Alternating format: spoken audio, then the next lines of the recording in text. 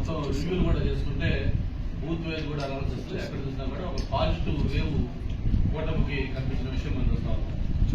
అయితే దీన్ని డైవర్ట్ చేస్తూ వైసీపీ నాయకులు జగన్మోహన్ రెడ్డి గారు మన 2 నెలల ముందు ఆయన పీకే టీం ఏదైతే ఐపాక్ టీం ఉందో ఐపాక్ టీంతో మాట్లాడినప్పుడు ఆయన చేసిన కామెంట్స్ కానీ ప్రజలు షాక్ అవుతారని చెప్పాడు. ప్రజలు దేశం కూడా డెఫినెట్ గా మేము కూడా అంటా ఉన్నాం. ఎందుకంటే ఖచ్చితంగా షాక్ అవుతారు. ఎందుకంటే ఆ రోజు డైవర్షన్గా కూటమి వైపు రాబోతా ఉన్నాం.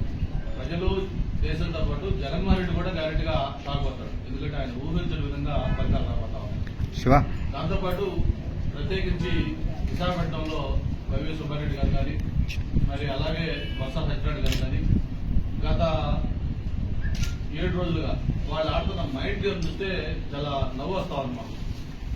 జూన్ 9న విశాఖపట్నంలోనే 9 గంటల 35 నిమిషాలకు ప్రమాణ స్వీకారం, అలాగే స్టేడియం పోయి ఏర్పాటు చేయడం కోసం స్టేడియం వెళ్తా ఉంటాం, అలాగే స్టార్ హోటల్స్ చేస్తామని చెప్పడం, ఇవన్నీ కూడా ఏం చూస్తామంటే అందరూ నవ్వుకుంటా ఉన్నారు. పక్క అన్ని సర్వేలు దేశంలో ఉండే ప్రెస్టీజియస్ సంస్థలన్నీ ఆల్ సిఫారసులు మొత్తం కూడా ఎన్నికల్లో కూటమి ఘనంగా సాధించబోతా ఉంది అని చెప్పి ఒక పక్క చెప్తా ఉంటే ఓటింగ్ సర్వే చూసిన అందరూ కూడా మాట్లాడుతూ ఉంటే వాళ్ళు ఈ విధంగా డైవర్ట్ చేయడం అనేది చాలా నవ్వులాటగా అందరూ ఫీల్ అవుతా ఉన్నారు. దాన్ని ఎవరు కూడా సీరియస్ తీసుకోలేదు.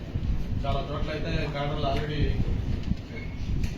దాని మీద వాళ్ళు చేతులు ఎత్తేసేసి వాళ్ళ నాయకులు కూడా వైరల్ అయింది. ఒక ఈవీఎం మిషన్ డైరెక్ట్ గా క్యాండిడేట్ బూత్ లో వెళ్ళి ఎంత ఓపెన్ గా అతను దాన్ని ధ్వంసం చేస్తున్నాడంటే అది వాళ్ళ ఫ్రస్ట్రేషన్, వైసీపీ నాయకులు క్యాండిడేట్లకి ఆ ఫ్రస్ట్రేషన్ క్లియర్ గా కనిపిస్తా ఉంది. మరి దీని మీద ఈసీ కూడా ఖచ్చితంగా చర్యలు తీసుకుంటుంది. పోస్ట్ పోలింగ్ కూడా తాడిపత్రి కావచ్చు, పల్నాడు కావచ్చు, లేకపోతే మిగతా రాయలసీమలో కొన్ని ప్రాంతాలు కావచ్చు. చివరికి ఒక పబ్లిక్ పల్స్ ఏంటంటే మేము కూడా మన పోలింగ్ రోజు మార్నింగ్ 7 o'clock ఓటేయడం కోసం మా ఎంఈపీ బూత్లో వెళ్ళాం. ఎందుకంటే మిగతా కాన్స్టిట్యూన్స్ లో వెళ్ళాలి కాబట్టి వెళ్తే పబ్లిక్ మమ్మల్ని అప్పటికే 200 మంది క్యూలో ఉన్నారు. వాళ్ళందరూ కూడా క్లాస్ మీరు వెళ్ళి ఎలాంటి సార్ మీరు వెళ్ళి అక్కడికి మళ్ళీ కాన్స్టిట్యూన్స్ వెళ్ళాలి కదా అని చెప్పని వాళ్ళు దగ్గరుండి వాళ్ళు లోపల తీసుకెళ్లి వాళ్ళ క్యూ కాకుండా మమ్మల్ని లేదు ఉంటారంటే కూడా వద్దని చెప్పి వాళ్ళు మమ్మల్ని దగ్గర లోపల తీసుకెళ్లి ఓటేసి పంపించారు.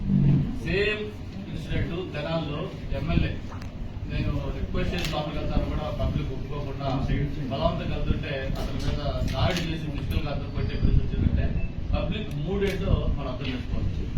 కాబట్టి వాళ్ళు ఎన్ని మాటలు చెప్పినా కేవలం 4వ తారీఖు దాకా వాళ్ళు ఎన్ని ప్రయత్నాలు చేసినా ఎన్ని చేసినా కూడా పబ్లిక్ తీర్పెట్టు ఆల్రెడీ పార్టీలో నిశ్చితమై ఉంది.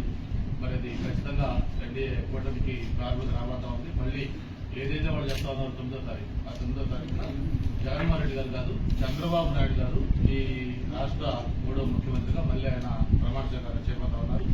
అలాగే విష్ణుకుమార్ రాజు గారు, జగన్మోహన్ రెడ్డి గారు, నేను, మన నలుగురు కూడా కంటెస్ట్ చేస్తున్నాం ఎమ్మెల్యేలుగా. నలుగురు కూడా అసెంబ్లీలో అడుగు పెట్టబోతా ఉన్నాం. దీన్ని ఘంటాపరంగా చెప్తాను. అందరూ కూడా మంచి మెజార్టీతో ఎన్డీఏ కూటమి అభ్యర్థులు కలవబోతా ఉన్నారు. Thank you.